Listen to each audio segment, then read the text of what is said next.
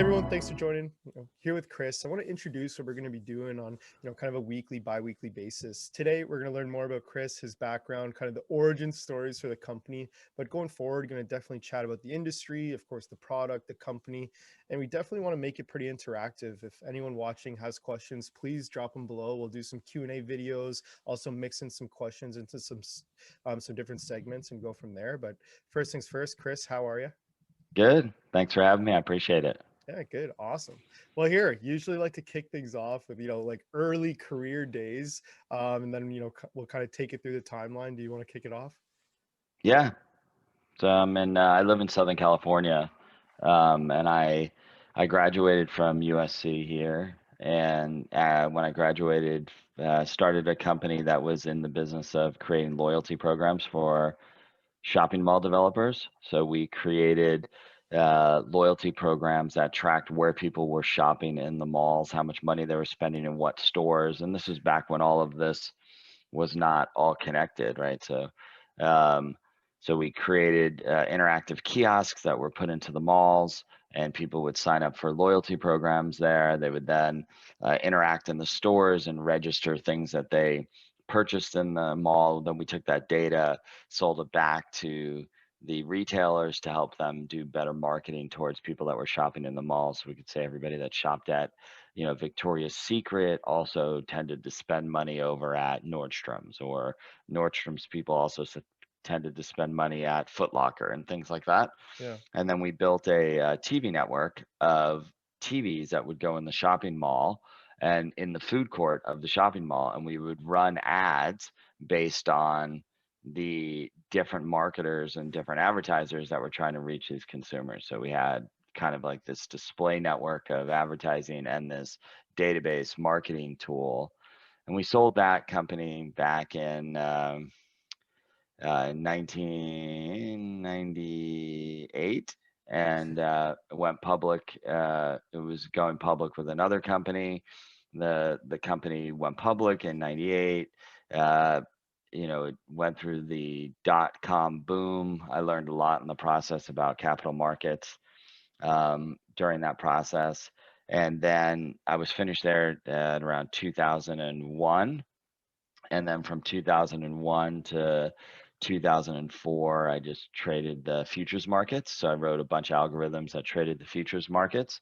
And then I spent a lot of time in the afternoons just doing yoga and going to yoga. So I trade in the morning because I'm on the West Coast, and it would be 6 a.m. till 1, and the future markets would slow down a little bit. And then I would do a lot of yoga, and then I started traveling east to India. I went to India a bunch of times, spent a ton of time in India traveling around, and I saw this influx of Eastern philosophy coming to the United States. This was before there was any yoga studios in the United States. Yoga studios were kind of weird at the time, right? Like they were offshoots, and so I started creating a bunch of websites and video tools for learning how to do yoga, and for people that wanted to engage in yoga philosophy and things of the sort.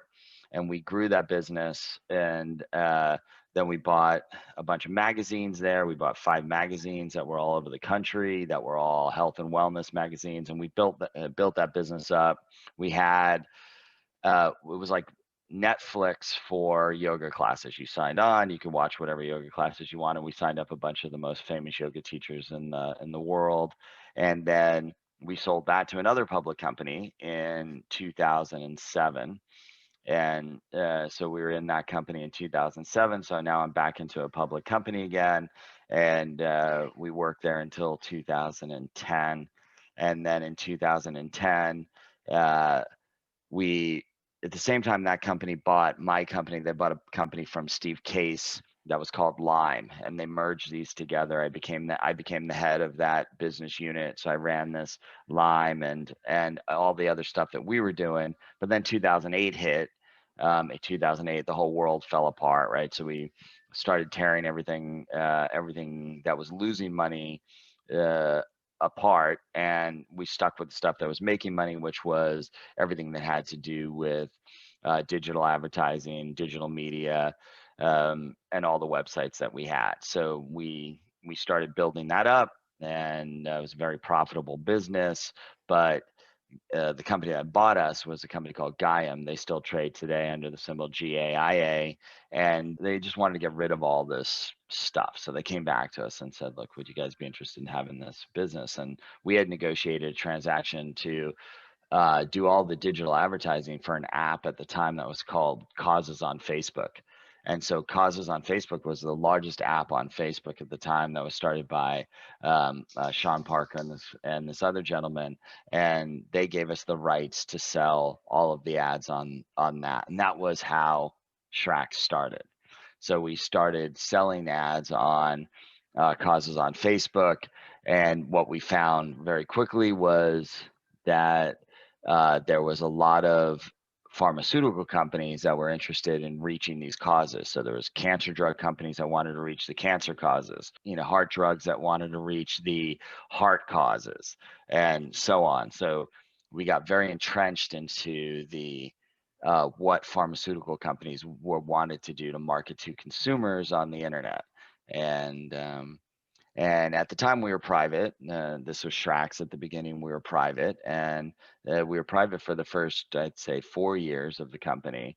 And then we started to grow. And I didn't really, my expertise in the capital markets was all around public companies.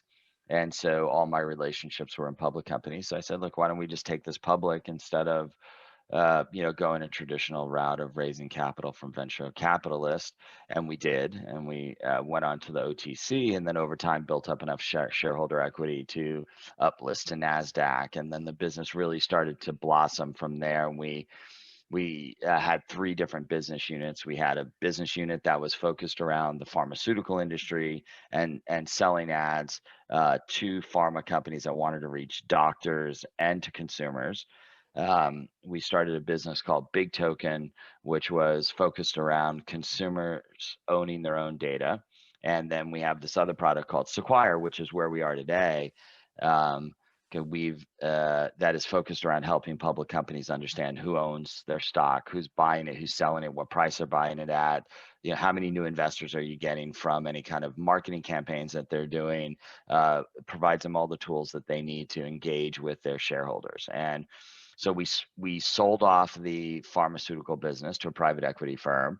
We took the BIGtoken business and moved it into its own public company. We still as of today, own around 60% of that business, and it trades under its own symbol, FPVD. And then now we have Sequire, which is the business that is focused around helping the public companies, and it's growing like gangbusters. And it's just the fastest growth I've ever experienced in my years of owning these different businesses. Yeah, wow, what an incredible story. Interesting to go from, early shopping mall stuff, kind of early tech as well to, yoga classes and of course give me the full picture. So on kind of all three of these businesses, what would you say is kind of like the link between them? Is it like you're just passionate seeing kind of what an opportunity could be? Obviously it seemed like you were very passionate about yoga, so that was just a fit. But tell me, like, what was a little bit behind the scenes? Like, what made you say, "Hey, let's get into this"? It was all data, so it was always data driven. So the loyalty program was driven by data. The even the yoga business and the stuff that had to do with green, healthy lifestyle living was all data oriented, because our goal was to build up a database of all of the people in the United States that were interested in that lifestyle, and then use that to sell them more stuff. And then the all of that expertise over the years is culminated in what we've done with Sequire, and helping identify who the shareholders are, then also providing tools for these public companies to market out to those shareholders so that they can email them, SMS them, run surveys against them. We provide a bunch of tools that are valuable to the public companies to engage with their shareholders. And we have a big library of shareholders that we've reached out to over the years. So we have around 5 million shareholders in a pool that we know are active investors in public companies, that we can help marketers or public companies get exposure in front of those investors and tell their story. Because it's hard for public companies. There's so many public companies out there that have good stories. There's that are working on unique things. You name it, there is a public company doing it, and that's the most exciting part about this. What we're doing now is we get to meet so many amazing entrepreneurs that are doing incredible projects, and doing incredible things, and watching their progress from, inception all the way up to making it past the OTC onto NASDAQ or onto the New York, and just really building up a whole business for themselves. It's fantastic. Yeah, and we'll talk about kind of the platform in more detail and the inner workings, how you guys find new companies. You mentioned, the fastest growth you've seen in kind of any business before, and maybe we'll chat about why, in the next or coming videos. But Chris, thanks so much. My last question for you is, now after, starting another business, here you are as a CEO of a publicly traded company. Walk me through what your kind of day-to-day, week-to-week looks like. And, also I'd love to hear a little bit more. I see a lot of charts on your background, so I'd love you maybe if you wanted to say what's going on. So being an entrepreneur is like a disease that one has, right? Like you can't, you can't stop. It's just innate in yourself, and so you have to, be creative, and it's a way to be creative around what you love to do. And so, starting businesses and doing things like this is really just built into my DNA. And I just love data. I just love finding information about the capital markets, understanding what's happening there. So my day to day is all about, we've built the business up pretty big now. So there's around 120 people in the organization. So it affords me the opportunity to spend a lot of my time um, coming up with product ideas and doing the design and the idea side of what we're going to build next. So I spend a lot of my time doing that. And then as far as I love watching the capital markets. I've never stopped trading the futures markets. Still love, I think the futures markets are just fascinating. And there's a lot of really, really smart people trying to make money there.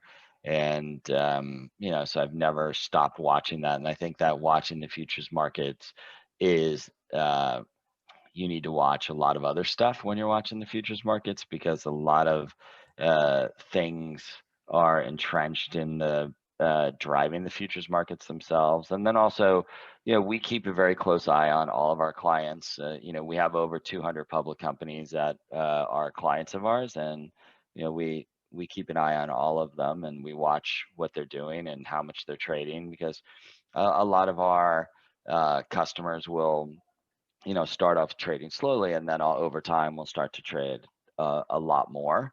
And so we keep our eye on that over time. And it's hard to, if you don't have the charts in front of you, it's hard to keep track of what that trend is over time, even if you had it on the list view. So Yeah. I like to watch all the charts. Love it. Well, we'll go through, maybe little case studies or, some form of a, demo of, hey, I'm a public company, and then, you guys do this, and this is how it works, and this is what you look for. It'd be pretty Sure. interesting for people that, obviously aren't running a public company. But Chris, thanks so much for doing this. It's so awesome first video, and looking forward to doing some more here soon. Yeah, thanks a lot. Appreciate it.